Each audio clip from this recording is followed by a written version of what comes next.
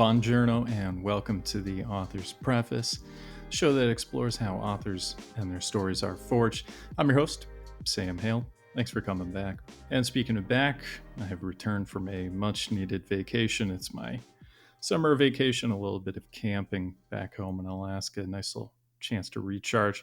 Feeling good. It essentially resets the clock for another year of riding full steam, podcasting as much as I can, given my schedule, and then teaching here and then. And since I'm recharged, why not get to my first guest since returning? Today I'm speaking with magic realism and fantasy author Lale Davidson.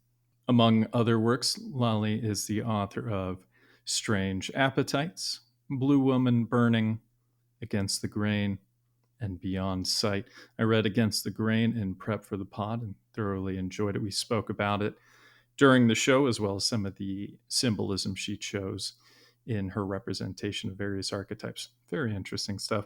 So what do we cover today? First off is the question I posed, which is, does everyone have a writer-shaped hole in them? Lale's response being one that, yeah, but maybe not writer-shaped. And she goes on to elaborate, so I won't steal her thunder. We also talk about what is magic realism or magical realism. And the nuance is subtle compared to more strict definitions of fantasy. Again, I think it's worth listening to what Lale has to say, as well as the perks of omniscient in your storytelling, which this is something I'm always fascinated in when I see writers choose this over, say, a limited perspective, whether that be first, second, or third. If you're interested in Lale and would like to know more about her, she's on Facebook and Instagram at Lale Davidson, as well as her website, laledavidson.com. So without further delay, I bring you Lale Davidson's preface.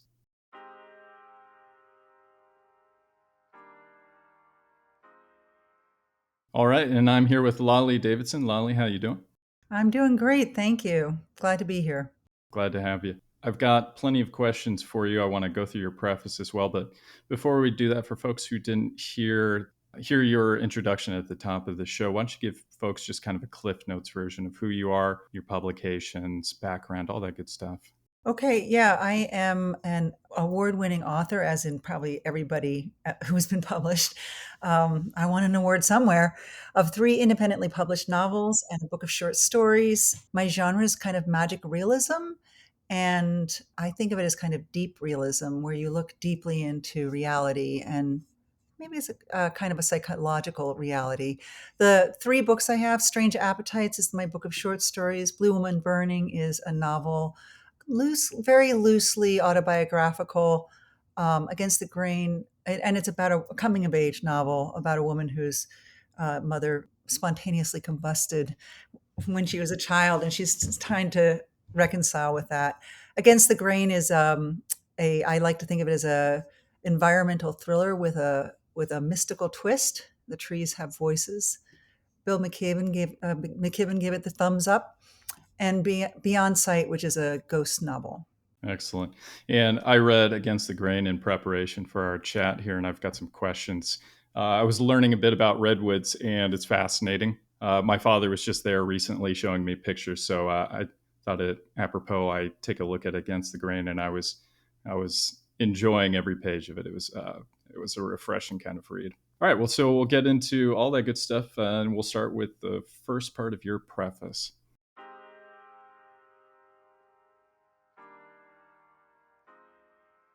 So we start, Lale, at the old world.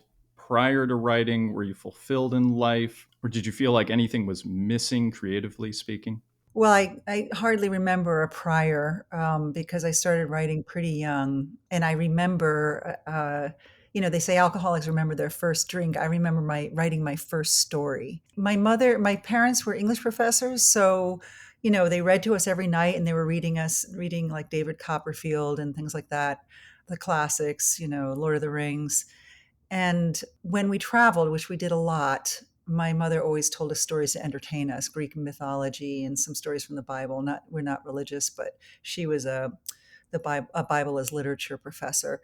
So, but I remember being told in second grade, we had just come back from Germany. I was having trouble with spelling, And so I had a tutor, and she was trying to explain vowel sounds to me. And I was like, vowels? What is that? And she said, oh, never mind, just write a story. And I was like, oh, write a story? Like, I didn't realize all this time I've been listening to my mother's stories that I could be in charge. So I started and never looked back. I would say, curiously enough, I also remember that as soon as I started to write that story, I started to experience anxiety and of writer's block of like, how do I end this? And that never left me.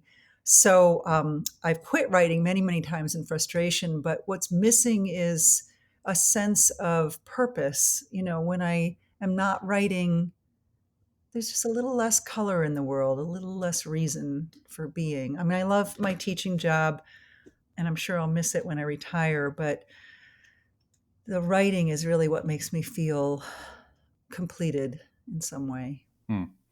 And you teach writing, and it sounds like the pedigree in terms of your parents, it was just a part of your day to day life. I wanted to ask something because I strongly encourage a lot of people with no creative bone in their body, or so they think, to at least journal. At the bare Mm. minimum, try journaling. And I think it's a great warm up for writers who are staring at a blank pages. Why don't you journal first so you can kind of grease the gears? When I talk with a lot of folks who don't write, I encourage them because I think there's a cornucopia of things folks can learn about themselves and or the world around them. Do you think everybody has a writer shaped hole in them? Uh-huh. Well, I don't know if it has to be writing. I mean, I think everybody's different. And for some people, they have a dancer shaped hole in them, or an artist shaped hole, or a mountain climber shaped hole. I mean, I think everyone needs a sense of purpose. I think that things go terribly wrong if we cannot figure out what our purpose is and then connect to it in some way.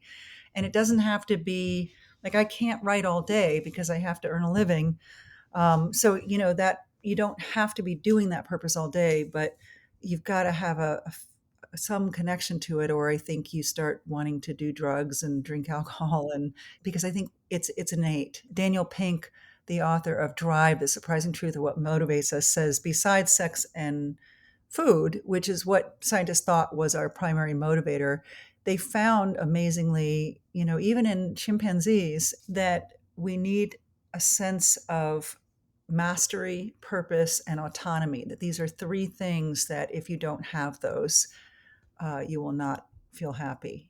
Yeah, sort of Maslow's hierarchy of needs, but one of the categories seems to ignore the creative aspect of us, which makes a kind of sense when you look at tool use. That requires a great deal of abstract thought in order to make an axe out of two separate things and twine them together and flint knap this thing to an edge. And what kind of edge? And that makes a kind of sense. When I was reading Against the Grain early on in it, since we're talking about creativity in general, you combined a couple things that made me very happy. There is a painting in a sort of business tycoon. He's a sort of surrogate for corporate greed, capitalism in a sense. And if I'm misportraying this character, Yeah. Atlas, please let me know. You combine art history, Roman history, and symbolism with the Jackson Pollock painting in his office, which is the she-wolf. And I Mm. thought that was really interesting. Why choose Pollock's she-wolf to, if I'm getting this correctly, sort of symbolize this sort of this capitalistic attitude? That's a very good question. First of all, I was just trying to pick somebody really famous because I know that, the super wealthy often do buy art, incredibly famous art, mostly as a place to park their money. Mm. So I needed somebody famous. And then I looked through that. I don't know. I think it just spoke to me. It was so powerful. And thematically, a lot of times with writing, you just pick something kind of intuitively, and then it turns out to be very relevant. The characters looking at it thinking, yeah, like we are just, we're just powerful predators. That's who we are as people. And I'm just fulfilling my destiny as a predator who's going to consume whatever's in front of me. But, if you look at the Romulus and Remus myth, and there's many interpretations of it. And I guess the easiest one is that that we come from animals. Hmm. But for me, as I began to that gets reinterpreted in the book. I don't know if that's a kind of a spoiler alert, but that maybe the Romulus and Remus myth is about how we should take care of that animals are in some ways inherently civilized, or they, even though we think of animals as ripping apart their competitors, wolves in particular have a community, and they would never do some of the things that we do. Yeah, they sort of exist in that quote unquote state of nature. There's no matter how red tooth and clawed it is, it does not escape its natural, I guess, archetype. What it is what it is, as opposed to the artificiality of what we've created around us. And also the possibility, that myth is that that we owe a debt to nature, and Mm, you find that in folk tales all the time, that they seem to be saying, there's so many folk tales about how you have to do a favor for an old man or an old woman, or some creature of the forest. And even the folk tale that everybody knows, Cinderella, why does she win the slipper? And the story kind of tells you it's because she's kind to the animals. mhm. And I just think that's, those folk tales are saying, you got to take care of nature and it will take care of you. On your website, you have various posts you've made. One was commenting on the Red Penguin, your publisher's podcast, and the conversation you'd had with your colleagues. In it, you spent a good 15 minutes or so discussing one animal in particular, which I think within the animal kingdom as a whole is supreme. So I wanted to ask you this question, and for long-time listeners, they'll probably already know the question on the tip of my tongue, which is, Lale, why are cats better than dogs? We ask the hard-hitting questions on this show. They're not. I like them both a lot. They have different kinds of intelligences. Hmm. Cats climb a whole lot better than dogs, but dogs, I think, communicate better, and they probably read our facial expressions better than cats do. I don't know. Cats are easier to take care of. That's why I like them. That's the correct answer.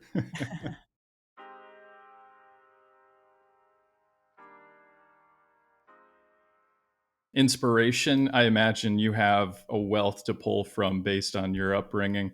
Was there a book, an author, a panel you attended, something pivotal in your life that inspired you?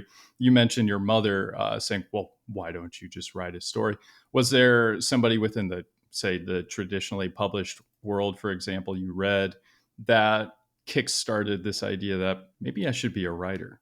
I did love A Wrinkle in Time, and I always loved Gothic romances. I read a lot of those when I was 12. I loved, actually, Jane Austen, who I'm kind of amazed that I read her as a young person because, it's kind of complicated. Hmm. I must have just filtered out the complex parts and just read for the plot or something. I don't know how I did that, but yeah, and I guess I've always liked the fantastical. I think I would have loved, my mom read Dickens to us a lot. My father read Lord of the Rings. I think I would have loved Lord of the Rings better if my mother had been reading it, Hmm. because she was a more dramatic reader, and he was more, a little more monotone, so I couldn't focus on him as well. I don't know. I've never been a person who, I like a lot of different authors. I guess I do remember reading Toni Morrison when I was quite young and really connecting to her. It was the book Sula, and I just loved the way she worded things. And Sula is about a friendship between two girls, and my friendships with my best friend was really important to me. So I just really connected with her.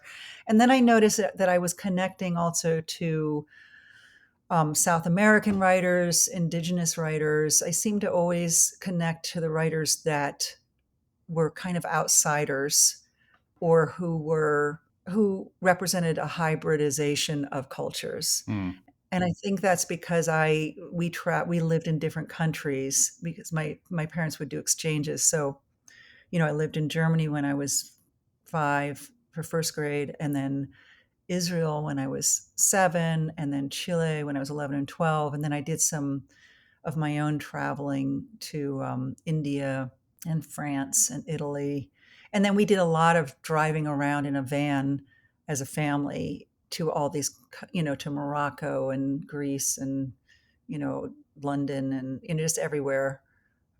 We drove from Santiago, Chile, all the way up to New York State. So I think that I developed, this hybrid culture myself. And so then I connected to writers who seem to see the world through that lens of many cultures. Interesting. You mentioned these various inspirations. One of them, you saying that perhaps you would have enjoyed Tolkien more had it been read by your mother, and it leads me to a question I have about genre. And I want to read from your About Me section on your website. It says, quote, "I'm instinctively drawn to reading and writing literature where reality is just a little off the beaten track. It's not exactly fantasy, it's more like magic realism," end quote. I guess my question to you then, Lale, is what is magical realism? Because to me, if you're writing fantasy, and I hear the term urban fantasy used sometimes. What's the difference between magical realism and fantasy? Well, my understanding is that fantasy is, although this has changed because I think hybrid writing is now way more popular than it was 20 years ago. But it used to be that fantasy was a kind of a closed system. Like, in Tolkien, you've got the hobbits and you've got the dragons and you've got, there's a world and it's consistent and it's following the rules. They're not the same rules as our rules, but it's following its own rules. And those are consistent. Whereas in magic realism, there again, I think it's a product of of a culture clash. Like if you take 100 Years of Solitude, often in magic realism, the reality is a little bit, it's moving around. Like you're not sure. It seems like it's taking place in this world, but then something strange happens, like somebody bodily ascends to heaven and you, as a reader, you're not sure if, are we supposed to believe this is really happening or is this a metaphor? So I think anytime you read something that you kind of feel like the ground is moving around, you're not quite sure which ground is the actual ground, then you're in the realm of magic realism or fabulism. The term itself came from Gabriel Garcia Marquez, and I do think that this, it often arises not only from places, where you had these two different cultures. You had the Spanish invading, and then the indigenous cultures, and the indigenous religion and the Catholic religion they kind of meshed. There was a whole mestizo population where those cultures were blended. But also often, I think magic realism arises out of countries where there's a dictatorship, and I surmise that that's because of the psychological stress that comes from living under a dictatorship, but also absurd and inexplicable things happen in a dictatorship. People vanish. Can't remember which country. I think it was Argentina. They were trying to dispose of the bodies of political prisoners, of people they had killed, and so they flew them out over the water and threw them out into the ocean, and they washed back ashore. So you have this bizarre, it's raining bodies, or suddenly bodies, are, very strange events happening. Do you enjoy writing that sort of thing where you mentioned the ground moving beneath the reader in a figurative sense, or maybe even literal when it comes to the writing? You have trees that are talking, for example, and against the grain. And again, all the reading I did on that made me absolutely want to learn more about the redwoods and go there myself. Do you kind of delight in this sort of subversion of expected realities when writing this sort of magic realism? I do, and I think it's partly, there's a part of me that is always a little bit laughing at life, like I delight in sort of absurd things. I mean, it irritates me, but it's also kind of delightful. So, and then also I think I grew up with, my brother is bipolar, my father is bipolar, my mother was sort of a benign narcissist. So there was a lot of depression in my family. So I grew up in a family of people who were a little, Mhm. atypical. And I'm neuroatypical. I have ADHD, but I didn't find that out until I was about 50. So I think I've always perceived things a little differently than other people, and I've always kind of wondered why they don't see it like I do. So the questions of reality were always there in my life, and so then when I see things that upend the expectations that we have, our very kind of pat expectations, I'm always a little delighted by it, even though it's also a little anxiety provoking. We're living in such a strange time. I just even, just the way technology has advanced by leaps and bounds, and we're just doing all these absurd things, just, like our password, just the shenanigans, that the kind of complex things we have to do to access our learning management systems and our bank accounts and our social media sites. It's just kind of hilarious in a way, all our different passwords that we have to change, and then we have to have two-step authorization. And it's just, sometimes I think, you know it would just be so, like, I was trying to make a checklist on a learning management system, and the IT person was showing me, go over here and you make this and you do that and you click over there and you move this over here, and if you do this and this, you got a checklist. And I was like, you could just go like this Yeah. and check it off and you'd be done. you know so anyway, those things kind of delight me. So, or maybe I find delight in them as a way of dealing with the frustration of them.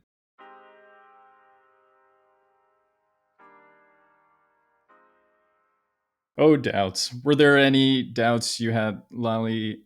Obstacles keeping you from taking writing seriously? You mentioned writer's block. If this is a persisting thing, and it's a question I want to dive into deeper if there's time, but any sort of doubts you've encountered, continue to encounter as a writer, or at least when you started to embark on this journey as a writer? Yeah, it was constant and often crippling and often incapacitating, but I still needed to do it. Yeah, doubts about my own intelligence, doubts about my ability to write well, doubts about, I think living in all these different countries, I was always the new person, so I was often, having to break into to a social circle system, often unsuccessfully, and so that, gave me a lot of anxiety. But I don't know. I think is it Richard Bausch said that often people, even, are filled with doubts, and sometimes he really thought that doubt, it was like sort of impossible not to have doubt as a writer or an artist, that it really goes with the territory, that it's necessary. So for me, what was huge in getting past that was that, what's now become kind of standard protocol for teaching, was teaching people to write rough drafts. So for me, learning how to get the draft down quickly and badly, and try to keep the critic out and then invite the critic in, because I mean, it's really interesting. As a teacher, I always assumed everybody else had the same doubts that I did, but I quickly found out that some students, and usually the worst ones, were the ones who really thought their work was absolutely perfect in the Yes. first draft, and you could not convince them that it wasn't. And so those were the ones who didn't progress. So maybe you need doubt to progress. It's just that it's important to keep it balanced and keep it in the right place. I'm thinking of two of my students from the past. I've been teaching for about 12 years now, and I'm thinking of two in particular. Wonderfully smart kids, and their progress as writers hit a brick wall. And I hope since then that they've recognized their imperfection, which you mentioned it briefly, this utility in doubt. What else is there to be had? Like you mentioned, writers saying that doubt is inherent. And it kind of makes me think of evolution, how we have certain emotions, even like depression, that have an evolutionary adaptational quality to them. We wouldn't have depression if it didn't serve a purpose. It provides time for introspection. I think it was a book about depression called Into the Depths, or The Depths, I think it was called. Just talking about the utility of it. And it's a wonderful read for folks interested Yeah, in I got to looking at check that. it out. Yeah, it goes heavily into the neuroscience and evolutionary aspect of it. And I wonder about doubt, kind of coming back to the evolution inherent quality of it. Why have doubt? It's here. It must serve a purpose. What is the purpose doubt serves in the writer's mind? Well, I mean, it's a huge editor. It's sort of like, did I get that across right? Is this vivid enough? Are my characters progressing enough? Is there another way to do this? How are people going to react to these? These are all doubt questions. Should I do this in first person or second person? Should I start? Where should I start? Should I start at the end of the event or the beginning of the event? Or like you have to ask yourself those questions in order to come up with creative answers to them. I think if you like another problem that some of my students say is they'll look at the work and they're like, I don't know how to revise it. I don't know what to do to it. And I think that's partly because maybe they haven't refined their ability to doubt their work. Hmm. Peter Elbow called it the doubting game. It's the doubt. Your doubter is your critic, and you need that critic to refine things. When we're talking about doubting ourselves, wondering perspective, looking at how to tell a story in against the grain, you opt for third person omniscient. And I'm always impressed when writers pull this off, which you do, in telling the story from multiple points of view simultaneously. Frank Herbert and Dune did this masterfully, though it's pretty info dumpy at times. Hmm. There's the obvious perk of omniscient, which is that you get everybody's perspective more or less simultaneously. Therefore, you can have a more well rounded out idea in terms of world building, characterization, all those things. But what are just some more perks to omniscient that people may not think about? Yeah, I did have to choose that, and what I noticed is when I was reading the books that were sort of helping me write that book. One of them is called "The Cold Millions" by can't think who it's by.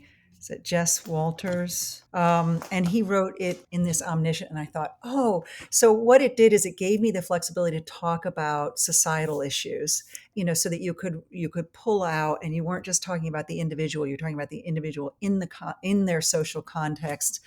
And in order to get that social context, you kind of need to have other people's perspectives so that you could see how this hedge fund operator, he thinks he's great. He thinks what he's doing is the right thing to do. It's a good thing to do. And then the activists see it as him as practically evil. And he sees them as criminal. And so in order to get a full picture, I guess the omniscient allows you to give a more of a sense of the social context.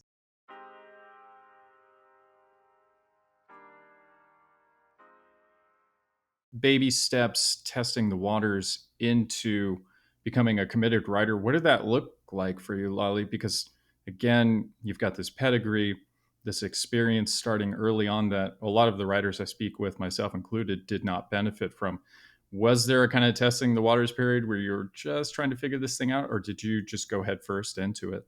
Yeah, I think I didn't. I was interested in creative writing in high school, and so I always, did it whenever I was allowed to. If they gave you a creative response in the English class, then I did that.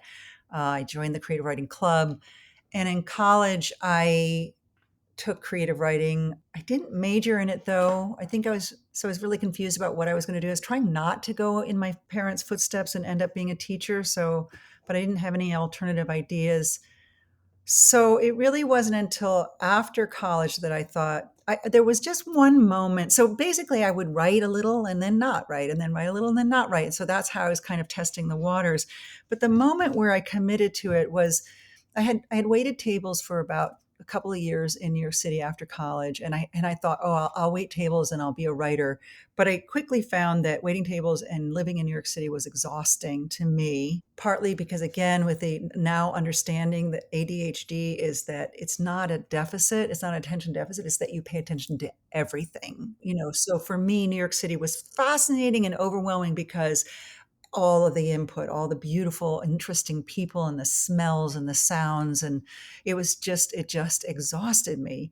So I just didn't do much writing in New York City. But I took my savings and I went to live with a friend who had an apartment in Paris for 6 months. And so while he was out working, I was at home trying to write.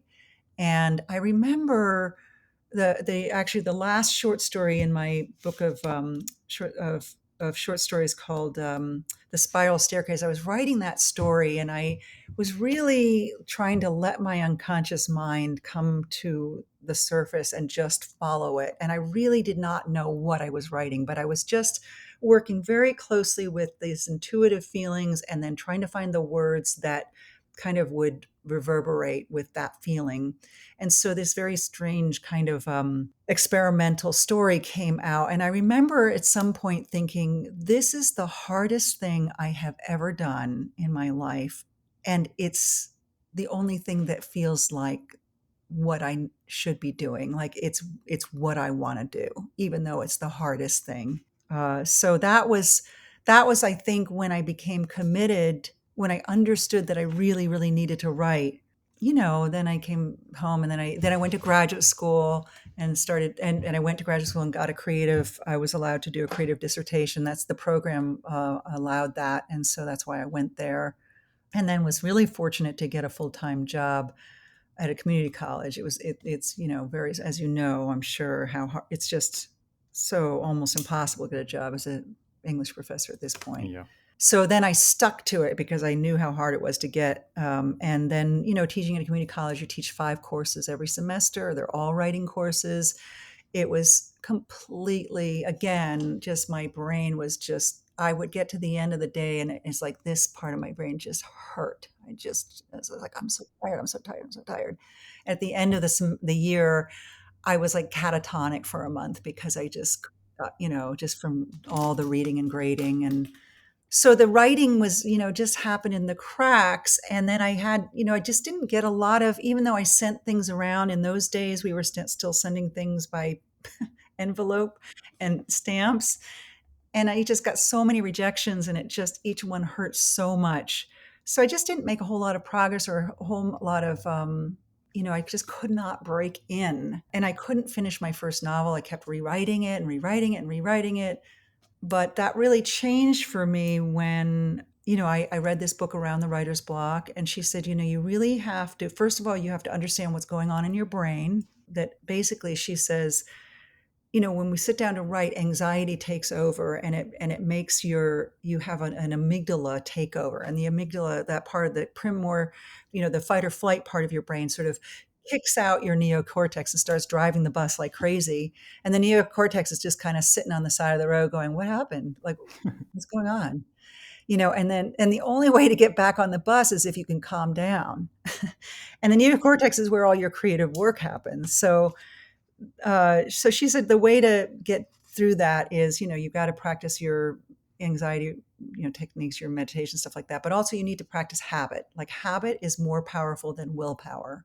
So just come to the table as much as you can. So I created a work time. And at that time I had a baby. So it was 5 to 7 every morning. But there had to be a rule, which was that it was okay if I didn't make the work time. And it was okay if in the work time I only worked for 15 minutes. And then she said, you start start by playing. So you play. And then once you're kind of warmed up, then you write, and the commitment is 15 minutes. That's it. And so that's a way of just keeping the stress down. And then eventually, if you keep on doing that, and eventually your brain will just show up. You're like, when you sit down at that table, because of that, because you've harnessed the power of habit, your brain will start going, what do I need to write now? And it will and that started to work for me. So that was just very powerful. And then I always had resisted that advice. Like, everybody was like, you got to write every day. And I was like, but I thought it was, you had to discipline. I thought you had to take yourself, screaming and crying and paste yourself to the seat and make yourself do it. And that doesn't really work very well. All of this is making me think of suffering. Suffering.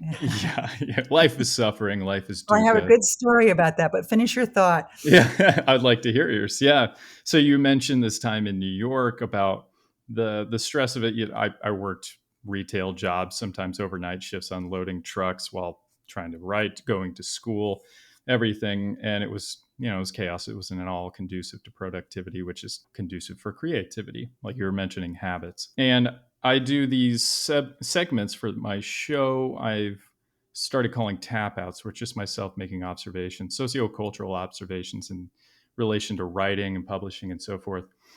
And the next one I'd like to do is on the suffering artist. And when you mentioned you had spent some time in Paris, I thought of Hemingway. And the sun also rises in this sort of traveling from one bar to another, constantly drinking in perpetuity, and the romanticism of it, and how that suffering, that struggling, that starving, tortured artist myth is actively harmful to writers. And what I want to do with my tap out is pretty much provide a PSA, but I'd like to hear from you. What kind of, if you had to give writers who are convinced you need to suffer in extremis in order to be a creative, what would you say in response to that? Well, I think it's kind of like, the airplane with the oxygen mask thing. You can't function if you're suffering too much. You really can't function. So you've got to take care of yourself enough that you can function. I found what I was going to say about the story about suffering is, I guess what I would say is, listen, we write to work our way through suffering. We're not suffering to write. We're writing to reconcile ourselves to the suffering that is inevitable. So you don't want to create pain for yourself. You want to work with pain. It's kind of like the same thing with blues. Like, you don't sing the blues to feel sad. You sing the blues to process your sad feelings. So the question about suffering, I know a wonderful, wonderful TED talk that I think, millions of people have seen, and I've watched it many times, and it just always holds up, is Elizabeth Gilbert's one about genius. Yes. And she talks about this issue, this we expect writers to suffer. And I don't think suffering is at all necessary to write, and you don't have to be an alcoholic. Or if you started writing as an alcoholic, it's fine to give it up. You probably just have to retrain your brain how to find that place. And I think one of the reasons alcohol and drugs works is that it lowers our inhibitions and helps us to get through. But you can lower there's other ways to lower your inhibitions without all the side effects. And that's what you need to do, is lower your inhibitions and allow yourself to play and be messy and write badly, and to cultivate this unconscious state of mind. And it's just so much more fun to cultivate that state of mind when you're cold sober than it is when you're drunk. And bottom line, I've tried it. I go through periods where I've quit drinking, and then I go through periods where I drink. And I've never been one of those alcoholics who would, burn my life to the ground. But I'm always one of those alcoholics that goes up to the edge and looks over and goes, yeah, I don't think so. And, I think some people are the other kind. So I'm lucky that way. But what I have found is I don't believe in willpowering my way through not drinking. When I stop drinking, it's because I have this very clear understanding that alcohol is not going to give me what I want. All it does is dull my brain and make me stupider. And I can prove that. It's like if you sometimes I play piano, or I play an instrument, a viola, and I was teaching myself piano, and I thought, I got a couple of drinks and a little bit of pot and sat down to play. I couldn't do it. It was just like, I couldn't make sense of it. So there was the proof. It's like, you think this is easing you up and making you smarter. It's not. That's just an illusion. Yeah. You're writing in spite of the alcohol, not because of it. So that would be. But the story is Russell Banks. So I had him as a guest to the Writers Project, and he had written. I can't think of this. There's a lot of suffering in his books, and he had just written a book about a war in some country in the African continent, where they were just doing horrible things to each other. Putting tires around people and burning them, Yeah. and just horrible kinds of slaughter. And I took him out to lunch afterwards, and I said, I got a question for you. Do you think, you must have suffered to write those scenes. That must have been, you had to live inside that world all the time, and I'm just getting to this place where if suffering is required to write, I'm not sure I want to do it anymore. I'm ready to move on from suffering. So, tell me about that. And I said, so do you feel you have to suffer to write? And he thought about it, and he said, yes, I definitely suffer when I write, but I would suffer more if I wasn't writing. Mm-hmm. So I was like, There you go. We write to relieve our suffering. Something I didn't talk about in my setbacks that really hurt me is I had a terrible creative writing teacher in college. The truth of the matter was I was at Oberlin College, a wonderful college, but they didn't really have a creative writing department. They had a creative writing teacher. Now they have a creative writing department. But at that time, so he was, he had there was one fiction writer and one poet, and there weren't enough teachers to go around. So he created kind of these student tutors who would take us. So he would have one meeting with all of the students, then he'd divide us up and give us to the students, and then he would evaluate us at the end of the semester. And I was suffering from writer's block. And well, first of all, he wouldn't let me in. The freshman year, he had this thing of like, well, freshmen, they haven't lived long enough to have anything to write about. And then I went to India for my first semester sophomore year. So I came back in spring and he was like, well, you missed the fall, so you couldn't possibly catch up to people. So I was like, come back next year. So next year, junior year, I come in the fall and he was like, well, we like to really cultivate our students and now you're a junior. At which point I was like, look, I have been coming to you for 3 years and I am paying $10,000 a year, which at the time was like 50,000. Why can't I take this course? And he was like, oh, okay. But then I felt like he was out to get me. Like he was out to prove to me that I could not write. And so at the end of the semester, he looks through all my stuff. He was just cruel to me. And he said, I think that you suffer from writer's block and I think you're never going to overcome it. And I think if you were to pursue writing, you're just going to face greater disappointment down the line. I hate hearing all of this. I felt like he had taken my throat and just ripped it right out.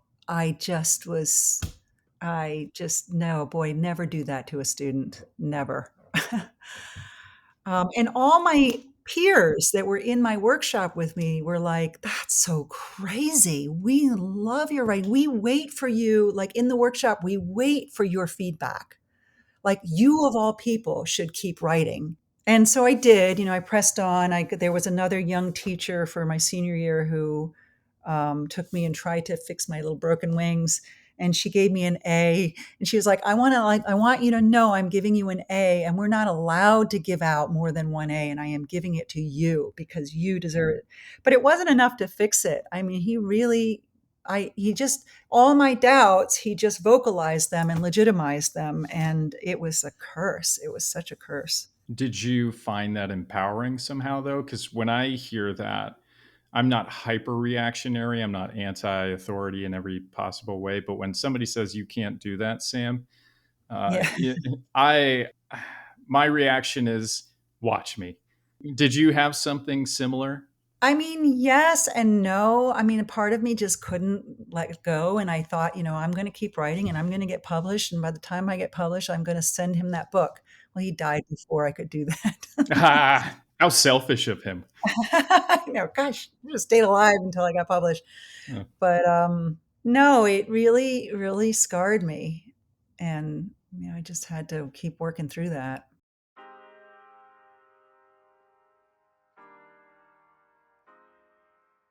Actualization. This is one of my favorite questions. And it's a past tense, present tense, future tense kind of question.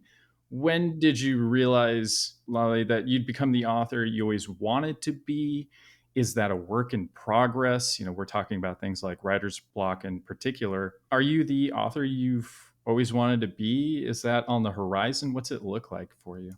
Yeah, I think I am. That's a really nice question to ask because it's not something that often, it's hard to give yourself credit, but I would say yes. And when that happened actually was I finally got a contract to publish, and the publisher was like, well, yeah, we love this book, but we have this thing where we need 3 books because that's the only way to make money is to publish 3 books in a row. Do you have 3 books? And I was like, well, yeah, they're not a series, and they will need to be rewritten, but I could do that. I had always been actually afraid of what would happen if I got a publisher interested in me, that I might fall down under the pressure. Like, I actually think it's bad to get accepted by a big press too young because it can be so much pressure that it can be really damaging. The opposite happened. When I had that contract, I became a workhorse. Like I was like, okay, I'm going to sit down. I'm going to do this writing every day. I'd already kind of cultivated that ability to do that, but I still would, write for a steady stream and then stop and then write for a steady stream. I've always been an intermittent writer.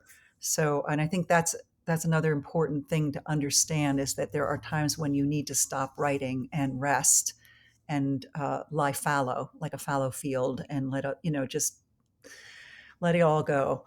But anyway, when I got that contract for 3 years, I was steady after it and just stayed after. It was all revision. I had pretty much finished all the drafts of all the novels, but then I had to revise them all. No, actually, one was written and pretty much ready to go, and the other two had to be rewritten many times. So I was just very, very motivated, and that was when I realized that I had become the author I wanted to be. That my response to pressure was that I could meet it. That was pretty exciting. And then the other interesting thing, after the end of that 3 year push, I got the book of short stories out, the three novels out, did a lot of whatever the promotion, the self promotion, which is, everybody hates that. Very hard to do. Not sure I want to do it anymore. Writers tend not to be the most self-aggrandizing of folks, so Yeah. marketing is kind of anathema to what we do. Oh, it really is. And especially as a woman, you are not supposed to promote yourself. It's just Mm. so forbidden. So it just almost makes me sick, but I can kind of get myself to do it for periods. So anyway, when I got to the end of that, I decided, okay, now I'm going to take a deliberate break. Like this is going to be like, whenever people ask me, what are you doing? I'm like, I'm resting. And what was really interesting is, when I had been working for 3 years in this very steady way, it was like, this is amazing. Like the doubts were at a low ebb, and I really started to trust that process of like, if you have a writing day where you can't figure something out, don't worry, come back to it tomorrow. You'll figure it out, work on something else, it's fine. And I really was trusting the process. When I stopped writing, all the doubts, it's almost like they come in to fill the vacuum. And I thought, oh, wow. So the more you write, the less you doubt in a way. Hmm. You mentioned the creative fallow period, and I love that's how I always word it too. How do you spend that fallow time? Because I know some people, they do everything antithetical to writing. Hmm. They play video games, they travel, whatever it is that doesn't require sitting in front of a laptop or a pen and paper. So, what are maybe two or three things you do in those fallow periods to rejuvenate the topsoil? Well, yeah, it can be. It sort of depends on the season. If it's summer, I'm working on my house or doing a repair project or gardening. In the winter, and I'm always watching a lot of. I watch a lot of TV. A lot of not TV because I can't stand commercials. Like I really cannot stand a commercial break. But streaming. So and the series have gotten so well written that I mean I just find a lot of material where I'm just so impressed by the acting and the writing and the filming that, I really enjoy that a lot. And I've stopped feeling guilty about it. So I do a lot of watching of series.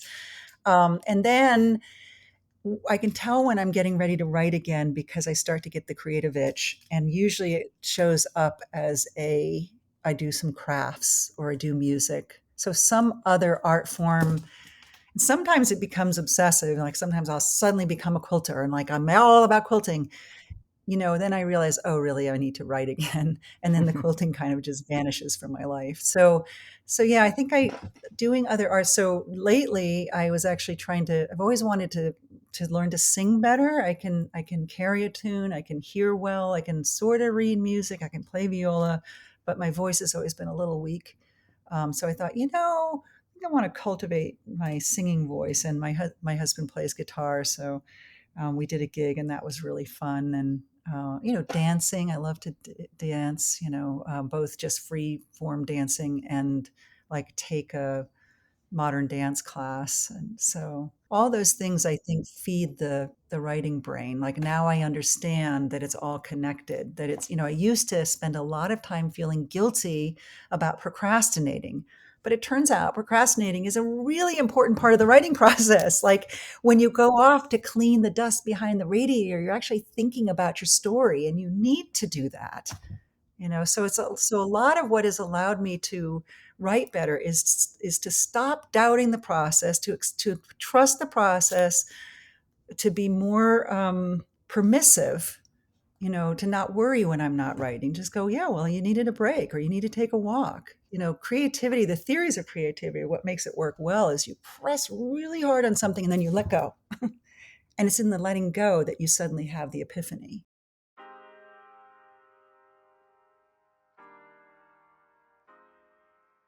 So we're at the new world here, not just as a writer, but as a human being. I imagine there's been a lot of growth in your life leading up to this moment. So, how are you different today as a writer, as a human being, compared to when you first set out? Yeah, when I first set out to be a writer, I'm not including like the early writing, like when I was a child, but I would say starting high school and college, late high school and college. I think partly because my sister is a composer. My oldest sister is 11 years older than me, and she's a composer, and she's managed to earn a living as a contemporary avant-garde composer. So I think because of her partly, and I don't know, maybe my parents, somehow somewhere along the line, I got the message that the only reason to be a writer was to write something new, to do something that nobody else had ever done. So I think I decided that this was this was what my purpose was. Like, there's no point in writing a conventional story. By then I was reading Borges. I love The Garden of Forking Paths. I mean, it's kind of a boring read in a way, but it's also just wonderfully satisfying.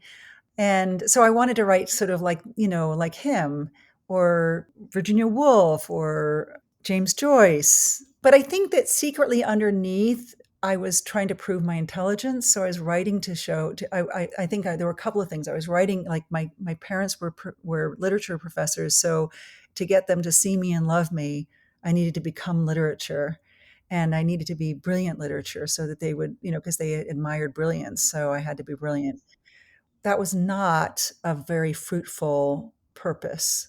And when things started to work for me is when I realized that there was only one reason to write, and that's because you want to. And when I stopped asking myself to justify it, also because there was also this like, well, how can I take all this time out of my family life and my work life to do this thing called writing, which is so indulgent? I mean, I had so many reasons. And it was just like, because I want to, because I get one life. I don't know what happens after. For all I know, this is it. And I want to, and I don't know what it adds up to. I don't know if it's the most important thing to do in the world, but I need to do it. And I am going to obey that need. And then things got so much simpler. So as a writer, I'm writing again to kind of work through suffering. Also because I really love being alive. I feel very, very lucky, and I want to kind of thank the universe with my writing. And writing is kind of my way of praying and connecting with the divine. And I love the kinds of conversations that I have with my writing friends or with you or on these podcasts. It's just like, I feel like it's the best part of humanity comes out in us when we're talking about literature. Like, I would rather do this a million times over than go to a party Hmm. and sit by the food table, which is always where I end up. Yeah, same. you know, and trying to figure out what to say. It's so much more interesting to sit in a group with people and analyze a story and give each other inspiration. Like, it's just more fun for me. So I write because of what writing brings to my life and what it brings to other people's lives. And I don't have any illusion that I'm going to massively change the world with my writing, but I think that I'm sending some very good ripples out, in my area. The author recently passed, Cormac McCarthy, stated that he hated spending time around other writers. And I always Mm, thought that was an interesting take. And I don't spend as much time around writers as I do. I think the podcast is really the extent of it at this moment, but I'm living a bit of a monastic lifestyle in the middle of mm. nowhere. Not to romanticize it. I'm on the eggs and ramen diet right now. So there's nothing, No, if we're talking about the tortured artist, trust me, it ain't. you're still young, so you can survive on that. Yeah. So I was thinking about that statement from McCarthy. it pops into my head every once in a while, and sometimes I see the virtues and maybe some of the cons there. Do you think there are some virtues to what McCarthy was saying that maybe writers shouldn't spend much or any time around other writers? Again, I think, you have to do what is right for you and understand that your process is your own. And so if that's what works for you, that's what you need to do. For me, I did not like the loneliness of writing. And so I like being around writers, but I also choose my writer friends carefully. So all the right people in my writing group are sane, balanced, kind, and also talented people. But the sane, balanced, and kind comes first for me Hmm. because so we don't have any crazy personalities who take over.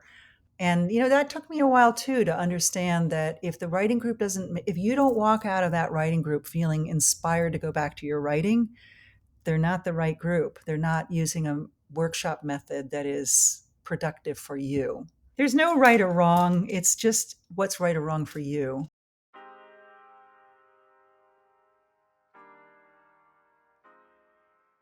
Advice, we talked a lot about writer's block, and it sounds like you've got a wealth of useful tips here. I'd like to make sure folks hear maybe a couple of those things. But seminal books, you've mentioned a couple already, and I'm writing them down on my list too. Classes, seminars, speeches, things you've just conversations. What kind of advice do you have for aspiring writers? I'm going to say that thing And that you I have hate. Bird by Bird on here, which I have already. Bird by Bird. Letters to a Young Poet is very comforting. Yeah, although it's a little scary because he's like, you have to feel like writing is the most important thing that you ever did in your life. And Mm. I always had trouble saying that exactly. I mean, a lot of things are important. Breathing is really important to me, you know. But Bird by Bird is lovely because it's again, it's very permission giving. The writer that I loved, Lydia Davis, her writing, her short stories were very permission giving to me because they're so odd. Like she makes stories out of things that most people are very, very short. And I loved that. Like I was always like, I got to fill this out and I don't know what to fill it out with. And she just was like, this is a story. I'm like, oh, okay. And then actually, as I teach writing, a textbook, fiction writing, I find very useful. She has some very good advice and then really good discussions, like very good examples. So of like, she'll give you a paragraph where she'll say, here's an example of showing, here's an example of telling, here's an example of the filter. Often people write with a filter of like he said, he thought, he felt, he looked, he noticed, and you don't need those. So she has been really, really helpful to me. Advice, my advice is if you can't write something, if you're feeling really blocked, write about it. But don't just write about it, like don't go into the negative, like I can't do this because I'm not smart enough, blah, blah, blah. That's not going to lead you anywhere. Write about it like I want it to be like this and I want it to be like that and I was hoping it would become this and maybe it should be that and I could do it this way but then maybe want to do it that way, and you just start writing about it. And what I find is, for one thing, is it lowers the stakes. So you're relaxing that brain. So you're getting the amygdala out of the room and the neocortex starts to function, and it starts to think, it starts to figure out, how do we do this? And then what used to stymie me a lot, it would be like, I don't know if it should be in first person or third person, or should I do a flashback here or not a flashback? Or should I, like, what's the right thing? And I, somewhere in there, I discovered it's like, follow the energy. If you try something out in first person and you try something out in third person, don't rationalize it like, well, if I do, I should do third person because then I'll be able to achieve these things. No, no, no. Just like, where do you feel motivated? Where do you find that your energy speeds up and it's starting to become easy? Go with that. So that's always the answer is, try out a bunch of, if you're blocked, write about it. And then as you start to write it, if it's not working, try a different angle. Like the writer's block is there for a reason. It's telling you, oh, you're painting yourself into a corner. Look out. So it's like you listen to it and go, oh, okay, I'll try this way. And then you listen to your body and your body will say yes, or your body will go, no, I don't want to do that. And then don't try to talk it into doing it. Just listen to it. It's like, it's trust it. So I think that kind of learning to listen and follow, I tell my students, it's like, I've never done surfing, but anything that requires balance. And you think of surfing, it's like you have to ride the wave, but you also have to balance on top of it. It's moving you, and you're also adjusting to it. And it's this, you're doing these two things together. The creative urge is moving you, and you're adjusting to it, and they're symbiotic. I love that imagery. Yeah, it was very hard for me to learn that, and it still doesn't work every day. I can't get there every day. Sometimes it's just the brain is, it comes out terribly, and you abandon it and try again the next day. But I don't draw conclusions anymore about that. It used to be like, see, you are a fuck up, like obviously you can't write because look at this trash. And it's now I go, oh, look at that trash. Wonder what'll happen tomorrow. Oh, the physical mental health is, I'm going to say what everybody else says. Drink water, eat nutritiously, sleep as much as you can.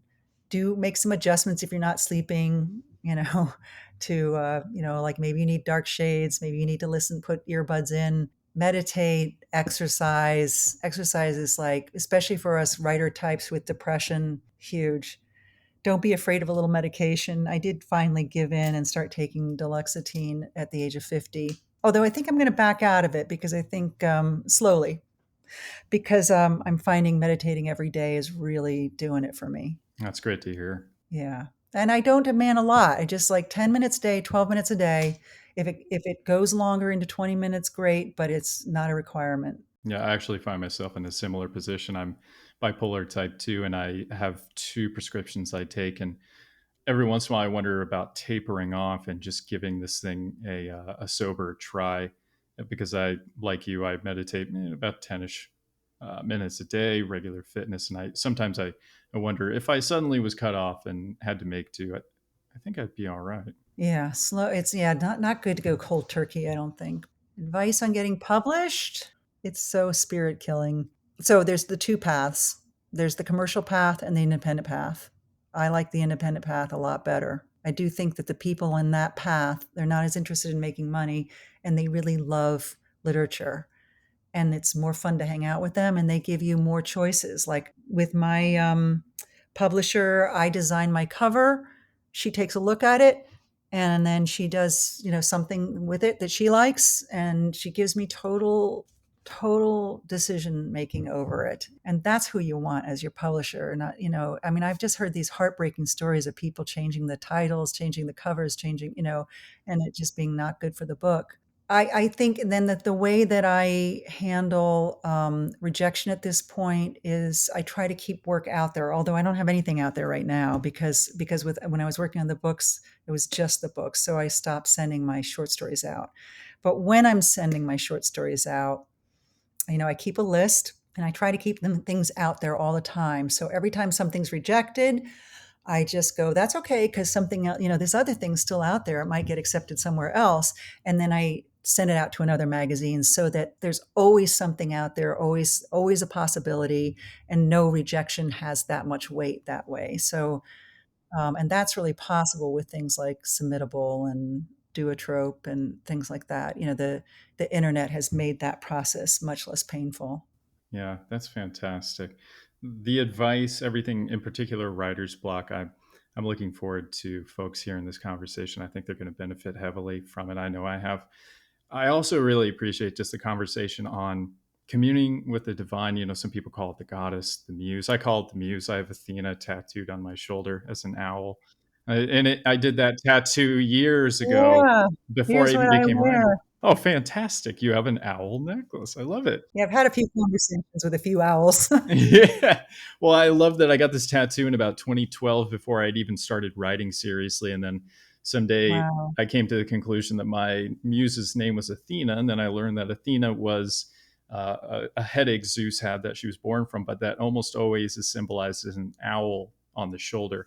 And mine is on my shoulder. And I thought, oh, well, there's something to this. So hearing Yeah. you talk about, the communing with the divine, the muse, it's so refreshing and encouraging. And I also really appreciate the advice about, you don't need to suffer in order to create. It is a function sometimes, but you don't need to induce suffering. Yeah. Like, you don't have to worry. Suffering will come find you. You don't have to find Yeah. it. Yeah, it's the Four Noble Truths. I mean, it's right there on the tin, right? Yeah.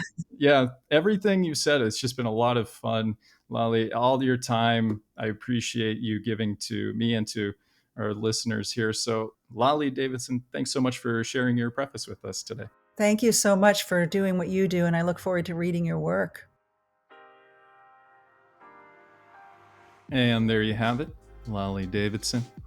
Enjoyed that chat, namely the conversation on the tortured artist, something that since I mentioned working on it, I have put out what's called a tap out, these solo recorded commentaries on the tortured artist. And I really appreciate what Lale had to say there, as well as bad teachers. As an educator, hearing her experience with a bad writing professor, it's like rocks dragged across my teeth. Can't stand it. Just remember that if you are a student of somebody, just because they profess to be an expert in that field does not mean they have the best of intentions or all that good at administering what they profess to know. I've met people with doctorates in mathematics who are some of the most incoherent and indefensibly bad teachers I've ever met. So keep that sort of stuff in mind when working with writing professors, folks at workshops, even listening to people on panels, or even myself, say, if you're listening to me on a podcast. Just because we profess to know something doesn't make it fact.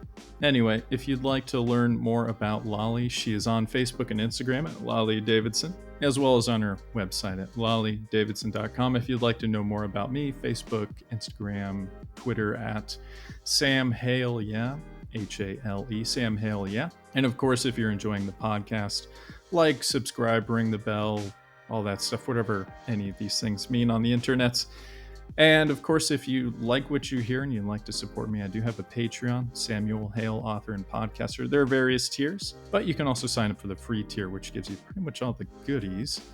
And eventually, if I upsell you, feel free to choose one of those paid tiers. Anyway, I have quite a few pods in the bank. I hope you'll be patient with me while I edit those in between all the other things I'm working on. May your muse be perched upon your shoulder, whispering nothing but inspiration in your ear. And until next time, stay humble, folks.